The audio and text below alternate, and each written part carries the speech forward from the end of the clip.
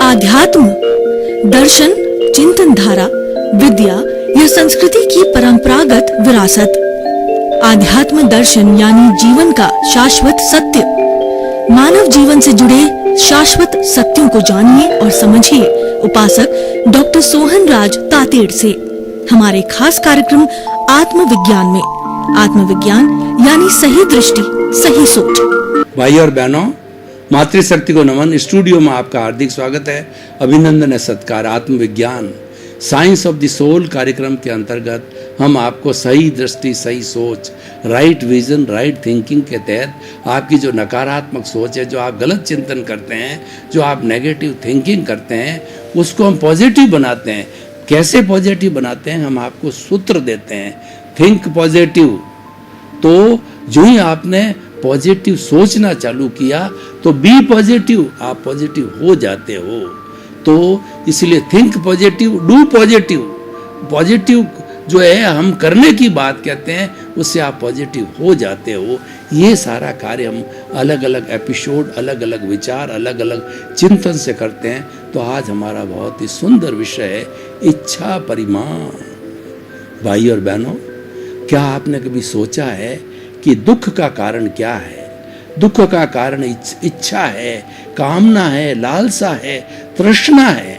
और वो अगर नहीं होती है तो कोई दुख होता ही नहीं है। तो इसीलिए बहुत ही सुंदर जो कबीरदास जी ने कहा कि चाह गई चिंता मिटी और मनुआ बेपरवाह, जिनको कुछ न चाहिए सो ही शहंशाह। शहंशाह कौन होता है? जिसकी चाह चली गई, जिसको कुछ भी नहीं चाहिए, तो उसकी चिंताएं मिट गई, उसका मन है शांत हो गया और वो शहंशाह बन गया। जो फक्कड़ लोग होते हैं, सन्यासी लोग होते हैं, वो किसी राजा की, किसी मिनिस्टर की कोई भी परवाह नहीं करते हैं। बड़ा से बड़ा कुबेरपति और बड़ा से बड़ा राजा भी जो है वो सन्यासी के पैरों के अंदर नतमस्तक होता है। भारत का राष्ट्रपति भी उसके पैरों में नतमस्तक होता है। क्यों होता है? कि त्याग को नमन है। जो इच्छा परिमाण करते हैं, जो अपनी इच्छाओं का त्याग कर देते हैं, वो अपनी कामनाओं को छोड़ देते हैं, उनको नमन किया जाता है। और इच्छाएं जो है आकाश के समान अनंत है। इतनी मनुष्य की इच्छाएं हैं। आप देखिए, मैं इसको नीड और ग्रीड के हिसाब से जो है वो आपको इसको समाहित करना चाहता हूँ कि व्यक्ति का शरीर है, उसका जो परिवार है, उसका समाज है, और उसके घर पे अतिथि देवो भव, कोई अतिथि भी आ जाता है, मेहमान भी आ जाता है, देश भी है, और उस पर 4 तरह के ऋण हैं। देव ऋण, दूसरा पितृ ऋण, गुरु ऋण और समाज ऋण।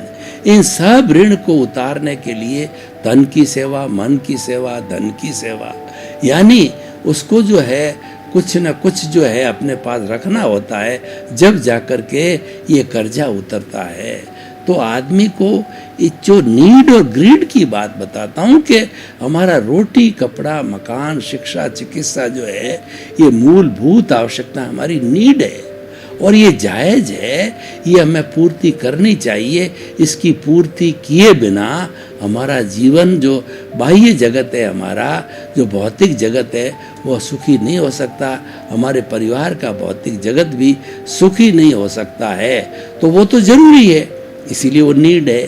पुराने ज़माने के अंदर कार जो है वह विलासिता गिनी जाती थी, मोबाइल विलासिता गिनी जाती थी। आजकल जो समय बदला है तो इसकी नीड होने लगी। तो एक परिवार के लिए एक कार नीड है, हर एक के लिए एक मोबाइल भी नीड है। तो ये हमारी नीड है। और ग्रीड क्या है? आपको आवश्यकता एक मकान की है, आपने 10 मकान खड़े कर दिए। आपको सालाना जो है वो 5 ड्रेसों, 10 ड्रेसों की आवश्यकता ही, आपने 100 ड्रेसें सिलवा दी, 100 जूते सिलवा दिए। और आपको जो है वो देखिए कि आपको कोई भी चीज़ देखिए, एक गाड़ी की आवश्यकता है, आपने 10 गाड़ियाँ लाके खड़ी कर दी। और आपको जो है वह हर इसी तरीके से आपको एक चीज़ की आवश्यकता और वो 10 चीज़ें आपके पास में हैं। तो ये सारा जो है ग्रीड है, ये रोका जाना चाहिए। ये ग्रीड ही दुख का कारण है। और जो हमारी नीड की पूर्ति करना हमारा दायित्व है, हमारा कर्तव्य है, हमारी आवश्यकता है, वो किया जाना चाहिए। और प्रकृति देखिए, प्रकृति क्या कहती है कि मैंने जो है 84 लाख जीवा योनियों के असंख्य अनंत प्राणियों को जन्म दिया है, तो जिसने चौंस दी वो चुग्गा भी देगा। तो मेरा दायित्व है कि मैं आप सभी को अपनी संतान समझ करके आपका भरण पोषण करूं। और प्रकृति कहती मेरे पास प्रचुर मात्रा के अंदर साधन है आपके समस्त के जो है पोषण करने के लिए। लेकिन अगर वो सारी संपत्ति एक व्यक्ति को दे दी जाए तो एक भी व्यक्ति पूरे नेचर की, पूरी प्रकृति की संपत्ति से नहीं दापता है। क्यों? इच्छाएं अनंत है। तो हमें क्या करना है? हमें इच्छाओं का परिमाण करना है, इच्छाओं पर नियंत्रण करना है, इच्छाओं को घटाना है, इच्छाओं पर अंकुश लगाना है। और जितनी जितनी हमारी इच्छाएं कम होगी उतना उतना जो है हमारे जो है सुख का भाव बढ़ता रहेगा और कर्म बंधन भी घटता रहेगा। और हम जो है जब कर्म बंधन घट गया और पूर्व का उसकी निर्जरा हो गई, संपूर्ण निर्जरा हो गई, तो वो समय दूर नहीं होता है कि हम अपना आखिर गंतव्य जो हमारा मुक्ति का है उसको प्राप्त कर सकते हैं। तो भाई और बहनों, इच्छा परिमाण सारी दुनिया का आप कहें कि कोई ऐसा अमोघ मंत्र बताओ जिससे कि सारी दुनिया की सभी समस्याएं समाप्त हो जाए, सभी तरह की समस्याएं, तो वो मैं कहना चाहूँगा इच्छा परिमाण। आज जो विश्व युद्ध क्यों होते हैं?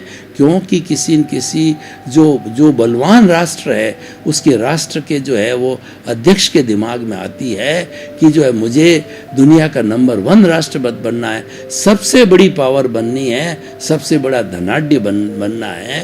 तो ऐसा जब वो आता है तब वो जो है वो वास्तव के अंदर इच्छाओं को खुला करता है और वह जो है सबको परेशानी में डाल देता है। अब चीन को देखिए, तो चीन को जो कोरोना जो है 15 नवंबर को मछुआरे के अंदर ये मालूम पड़ गया था, जो कि चमगादड़ों से मछुआरे के अंदर आया, जिसका टेस्ट किया तो वुहान के अंदर जो है इस चीज़ की पुष्टि हो गई थी कि ये कोरोना का जो है वो मछुआरे के अंदर जो है हुआ है और ये धीरे धीरे महामारी का रूप ले सकती है।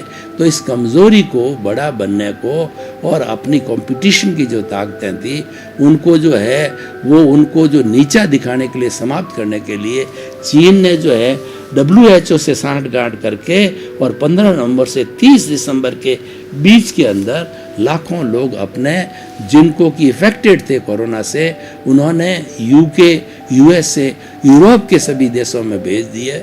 और वो इटली वगैरह है जो है सारा सब जगह जो है UK के अंदर, अमेरिका के अंदर लाखों लोगों की, ऑस्ट्रेलिया में लाखों लोगों की वहाँ पे जो है संक्रमण का रोग है, ये मनुष्य टू मनुष्य फैल गया। और उन्होंने WHO को अपने कॉन्फिडेंस में लेकर के जो ये घोषणा करा दी थी 15 नवंबर के बाद कि ये तो सिर्फ जो है पशु पक्षियों में ही फैलता है, मनुष्य में नहीं फैलता है। तो उसकी बात को सत्य मानते हुए महीना, लगभग 1.5 महीना जो है पूरा संसार जो है वह अनभिज्ञ रहा। उतने पीरियड के अंदर जो इन्होंने पूरे विश्व के अंदर फैला दिया और धीरे धीरे सभी देशों में यह जो कोरोना फैल गया। ये क्या था? ये इन्होंने अपनी इच्छाओं को बढ़ाया। चीन ने चाहा कि विश्व का नंबर 1 बन जाऊं और विश्व का आर्थिक दृष्टि से और साम्राज्य की दृष्टि से और बल की दृष्टि से नंबर 1 बन जाऊं। इच्छा परिमाण नहीं किया तो आज कोरोना पूरे विश्व के अंदर कई तरह का कहर ढा रहा है। लाखों करोड़ों लोगों की मृत्यु हो गई और होती जा रही है। डेली जो है नए कोरोना के मरीज आते हैं क्योंकि ये संक्रमण है, ये फैलता रहता है। और कितने ही प्रयत्न किए जाएं तो प्रयत्न करने के बाद भी संक्रमण के कारण ये फैलता रहता है। तो भाई और बहनों, हम जो बात कर रहे थे इच्छा परिमाण की, कि आप तो इच्छाओं पे अंकुश लगाओ, तो इच्छाओं पर अंकुश हम कैसे लगावें ये हमें देखना पड़ेगा। उसके लिए कुछ सूत्र हमें ध्यान में रखने पड़ेंगे। वो सूत्र ये है कि simple living and high thinking. आप सादगी का जीवन जियो, अपनी रिक्वायरमेंट्स को कम कर दो। कपड़े की, रोटी कपड़ा, मकान, शिक्षा, चिकित्सा, जो बेसिक चीज़ें हैं उनकी जो बेयर मिनिमम जो रिक्वायरमेंट्स है वो करो। तो आपका इच्छा का परिमाण हो जाएगा। रिक्वायरमेंट्स को घटाना ही इच्छा परिमाण है। आज हमारी बहनों को देखिए, वो लिपस्टिक और कितने प्रसाधन की सामग्री है और कितने कितने जो कोमल बालों वाले वो बैग खरीदी। क्या आपने सोचा है ये सारी चीज़ जो है पशु पक्षियों की जो है वो उनके कलेजे से, उनके जो खून से और उनके ब्लड से और उनके शरीर से ये चीज़ें आती है, तो कितनी बड़ी हिंसा है। लोग देखिए मांसाहारी होते हैं लोग, तो मनुष्य को ईश्वर ने मांसाहार बनाया ही नहीं। उसकी जो छोटी आंत है, उसका ड्यूडोनम है और उसकी बड़ी आंत है, ये मांसाहार के उपयुक्त है ही नहीं है। ये तो शाकाहार के लिए उपयुक्त है। 6 मीटर लंबी छोटी आंत और जो 2 मीटर लंबी जो है बड़ी आंत और जो है 1 मीटर लंबा हमारा ड्यूडोनम, यानी जो हमारा जो आमाशय है। तो हमको तो ये जो धीरे धीरे जो पचा करके खाना, ये शाकाहार के लिए है।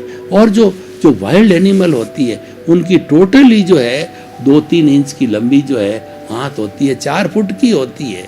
यानी उनका तो भोजन ही जो है वो मांसाहार है। उसके उनके दांत भी इतने तीखे होते हैं जितने हमारे मनुष्यों के नहीं होते हैं। तो उनका तो भोजन ही मांसाहार है। हमारा भोजन शाकाहार है, हमारा भोजन मांसाहार नहीं है। तो भारत ने हमेशा लीड ली है और भारत एक विश्व के अंदर अकेले ही ऐसा देश था जो शाकाहारी था, लेकिन हम धीरे धीरे भूल गए। आज बड़े खेद के साथ कहना पड़ रहा है कि भारतवर्ष जो शाकाहार प्योरली देश था विश्व के अंदर, तो अब वो है धीरे धीरे मांसाहार की ओर तेज स्पीड से बढ़ रहा है। आज 50% से अधिक लोग भारतवर्ष के अंदर मांसाहारी है। और उसके साथ साथ देखिए कि जो फूड का जो आइडियल है जैन फूड, इसके लिए देखो कि हम विदेश के किसी भी कोने के अंदर जाएं, हम चाहे प्लेन में हो, चाहे जो विदेश की किसी भी होटल में, और हम जैन फूड कहते हैं तो हम बिना प्याज और लहसुन के और आलू के हमें वो भोजन दिया जाता है। यानी आज जैन जो भोजन है वो प्योर शाकाहार है और इसको बहुत महत्व दिया गया है। और इसके आधार पर आज सैकड़ों लाखों करोड़ों जो है लोग हैं वो शाकाहारी बन गए, क्योंकि उन्होंने दुष्परिणाम देखा कि इस मांसाहार के खाने से जो है हम मांसाहारी जैसी हमारी थिंकिंग्स हो जाती है और पंचेंद्रिय वध करना पाप का कारण। हम 7वीं नारकी को इनवाइट कर रहे हो और उसके साथ साथ के अंदर जो शाकाहार है वही हमारा भोजन है। तो इसीलिए आज जो है ये प्रवृत्ति बढ़ रही है और जैन की जो जैन फूड है उसकी बहुत प्रशंसा की जा रही है। और वो ऐसा फूड है जो कि सात्विक है और वो रजस तमस वाला नहीं है, वो वात पित्त कफ को जो है नियोजित करने वाला होता है। तो भाई और बहनों, हम जो बताना चाह रहे हैं इच्छा परिमाण, इच्छाओं को घटाने का दूसरा सूत्र ये है कि जो है आप जो है प्रकृति के करीब रहो। हमारी जो है वो इच्छाएं कम कब होगी, हम प्रकृति के करीब रहेंगे, प्रकृति से लकड़ी का उपयोग कर देंगे और प्रकृति से जो है हम अपनी प्राण ऊर्जा का उपयोग करते रहेंगे, बीमार नहीं पड़ेंगे। और प्रकृति के जितने फल फ्रूट वगैरह है उन सब साधनों का उपयोग करना पड़ेगा। तो हमको रोटी कम पकानी पड़ेगी, वो सुपाच्य रहेंगे। तो प्रकृति के करीब रहने से सबसे पहले हमारा स्वास्थ्य अच्छा रहता है और प्रकृति के करीब रहने से जो प्रकृति की जो खाद्य सामग्री है वो प्योर रूप के अंदर हमको प्राप्त होती है, वरना हमको मार्केट से लानी पड़ती है। वो शुद्धता है वो प्रकृति के भीतर ही है। तो इसीलिए हमें प्रकृति के साथ रहना चाहिए, हमारा जीवन प्राकृतिक होना चाहिए। अगर हमारा जीवन प्रकृति के विरुद्ध है, प्राकृतिक नहीं है, हम अप्राकृतिक है, तो हम तो अस्वस्थ होंगे ही, साथ साथ में इसका सोसाइटी पर भी बहुत बुरा प्रभाव पड़ेगा। तो भाई और बहनों, इच्छा परिमाण ये एक ऐसा सूत्र है जो कि हर जगह अप्लाई किया जा सकता है। और इसका इच्छा परिमाण करते ही दुख की अनुभूति जो है वो समाप्त हो जाती है, सुख की अनुभूति होती है, क्योंकि कोई इच्छा बाकी रहती ही नहीं है। तो इसीलिए हमारे जो जैन ग्रंथों को भी देख लिए, श्रावक के 12 व्रत बताए गए हैं, उसमें से जो है इच्छा परिमाण भी एक व्रत है कि आप उतनी चीज़ का संग्रह करो जितनी चीज़ की आवश्यकता हो, और उससे अधिक चीज़ का संग्रह करते हैं वो हमारा लोभ है। और लोभ है वह किसी का सगा नहीं है, वो हमारा गला कटाता है और उस लोभ के माध्यम से हमको लुटेरे लूट लेते हैं या इनकम टैक्स वाले रेड मार के ले जाते हैं। तो कुछ न कुछ तो हो जाता है, लेकिन अगर हम नैतिक रूप से जो है वो अर्जन करें, और नैतिक रूप से अर्जन करके हमारा काम कैसे चलेगा कि हमारा जो अपनी खुद की दिनचर्या है वह इतनी सिंपल है कि उन पदार्थों में जो है उसका काम चल जाता है। तो भाई और बहनों, इच्छा परिमाण के बहुत से फायदे हैं। इच्छा परिमाण करने का जो सबसे बड़ा सामाजिक फायदा ये है कि जितनी हमारी आवश्यकता है, रोटी, कपड़ा, मकान, शिक्षा, चिकित्सा की, उतना हमने रिजर्व रखा, और दूसरा जो हमारे पास में है वो लोगों को बांट दिया, या हमने उसको लिया ही नहीं।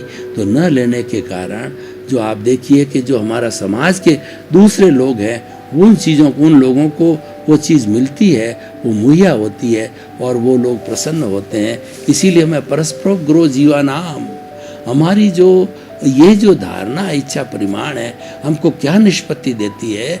वो कहती है कि जो है वो इच्छा परिमाण करने से परस्परोग्रो जीवानाम से हम जुड़ जाते हैं। हम एक दूसरे का सहयोग करने चालू हो जाते हैं, क्योंकि हमको पता है कि हम सब आपस के अंदर रिलेटिव है, पूरा संसार आपस के अंदर रिलेटिव है, और एक दूसरे के सहयोग के बिना हमारा 1 मिनट भी काम नहीं चल सकता। मैं आपको उदाहरण दूं कि अगर किसान जो है हमारा फूड ग्रेन है, गेहूं है या बाजरा है, क्या या तिल है, मूंग है, मोठ है, तो ये अगर न उगाए तो हमारी स्थिति कैसी होगी? हमको ये कहाँ से मिलेंगे? तो इसीलिए क्या है कि हमको जो है ये निरंतरता चली रहे और हर चीज़ की आवश्यकता पूर्ति होती रहे, तो हमें इच्छा परिमाण के ऊपर ज़्यादा से ज़्यादा जोर देना है। तो भाई और बहनों, आइए हम इस बात को, इस सिद्धांत को, इस जो आइडियोलॉजी का अधिक से अधिक जो है वो परिचय करके इसको आगे बढ़ाएं। तो इच्छा परिमाण की मैं कुछ और आपको उदाहरण देना चाहता हूँ कि मान लीजिए कि कोई व्यक्ति है और वह जो है सेवा करना चाहता है, तो वो इच्छा परिमाण करके और अपने पे खर्च होने वाला पैसा है उसको अलग रखेगा, और उस पैसे को लूले, लंगड़े, अपाहिज, मूक, बधिर और जो है वो अपने अनाथ, विधवा और भी जितने भी जो है लोग हैं जो अभावग्रस्त है, उनके अभाव की पूर्ति करने में उनको तन से, मन से, धन से जो है उनको सहयोग करने के लिए वह ऐसा व्यक्ति हर वक्त तत्पर रहेगा। तो भाई और बहनों, हम आपको बताना चाहते हैं कि इच्छा परिमाण एक बहुत ही अच्छा जो है सुंदर विषय है, और इस विषय को व्यक्तिगत रूप से किया जाना चाहिए।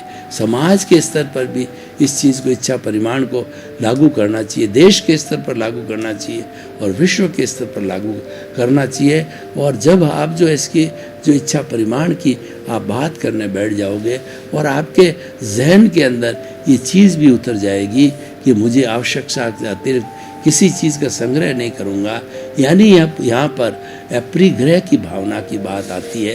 अपरिग्रह का मतलब होता है आपकी जितनी आवश्यकता है उतना संग्रह करो, उसके अतिरिक्त संग्रह मत करो, क्योंकि उसके अतिरिक्त संग्रह करते हो इसका मतलब आपके किसी न किसी भाई को उस चीज़ से जिसका संग्रह कर रहे हो उससे आप वंचित रखना चाहते हो। तो भाई और बहनों, ये जो है बात हमें हृदयंगम करनी चाहिए, हमें लोगों तक देनी चाहिए, और हमेशा जो है इस बात की हमें प्रायोरिटी रहनी चाहिए कि हमारा इच्छाएं जो अंकुश में है या नहीं है, और इसका परिमाण है कि नहीं है, ये कहीं बढ़ नहीं रही है, तो हमारी इच्छाओं को बढ़ाना नहीं है। और इच्छाओं को बढ़ाना है, ये दुख का कारण तो है ही है, ये कर्म बंधन का कारण भी है, क्योंकि इच्छाओं के बढ़ने से राग द्वेष पैदा होता है। तो राग द्वेष जहाँ पर पैदा हो गया वही कर्म बंधन करने वाला होता है। कर्मों को ताड़ने वाला कौन है?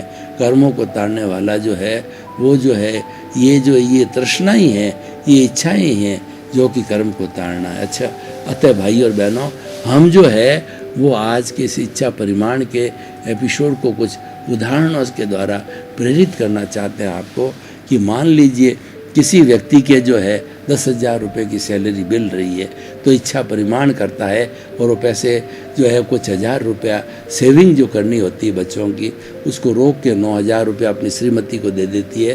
तो श्रीमती उस 9,000 में काम चला देती है, और कई बार 1 लाख में भी काम नहीं चलता महीने का, जो कि 9,000 रुपये जो लेकर के पत्नी चला लेती है, क्योंकि ये तो विवेक का काम है। ये धन का जो है सदुपयोग किया जाना चाहिए। ये विवेक से जुड़ी हुई बात है, और विवेक हमारा जो है विवेक धम्म ये विवेक ही धर्म है, ये इंट्यूशनल है, ये शब्दातीत है, ये इंद्रियातीत है, उसका उपयोग किया जाना चाहिए।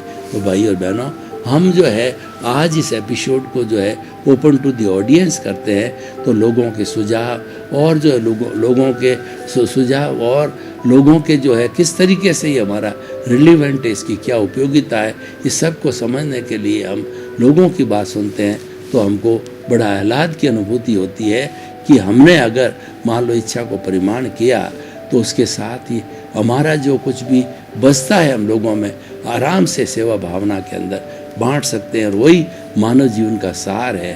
तो भाई और बहनों, इच्छा परिमाण जो है करने के और भी बहुत से तरीके हो जाते हैं कि एक हमारी इच्छा परिमाण ये कहती है कि जो है मान लीजिए कि हमारे घर के अंदर 10 मेंबर हैं और कोई चीज़ 10 मेंबर के अंदर वो पूरी 100 ग्राम के हिसाब से सबकी नहीं आ रही है, तो हमने जो है सेक्रीफाइस किया कि अपना जो 5 ग्राम का हिस्सा है वो छोड़ दिया, तो हिस्सा किसी जो है वो बेचारा जो अभावग्रस्त लोग हैं उसको मिलेगा।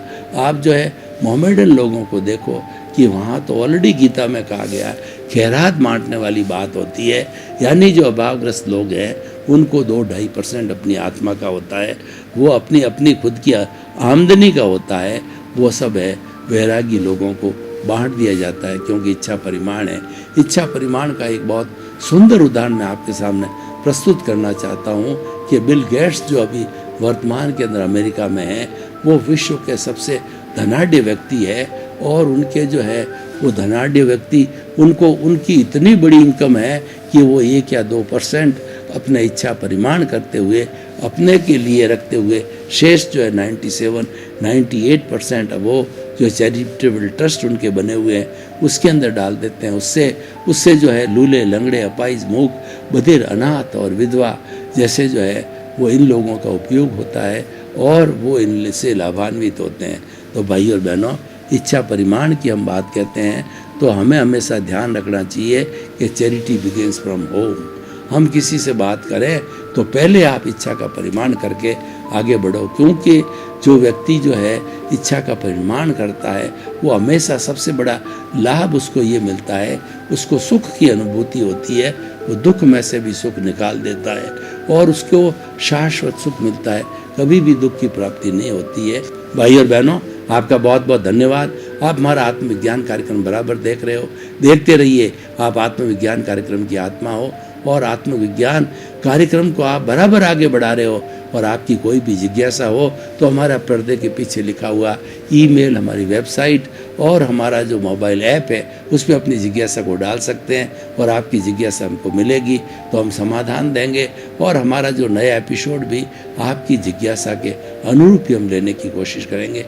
आपके प्रति बहुत बहुत धन्यवाद। क्या है आध्यात्म? दर्शन, चिंतन धारा, विद्या या संस्कृति की परंपरागत विरासत। आध्यात्म दर्शन यानी जीवन का शाश्वत सत्य। मानव जीवन से जुड़े शाश्वत सत्यों को जानिए और समझिए उपासक डॉक्टर सोहन राज तातेड़ से हमारे खास कार्यक्रम आत्मविज्ञान में। आत्मविज्ञान यानी सही दृष्टि, सही सोच।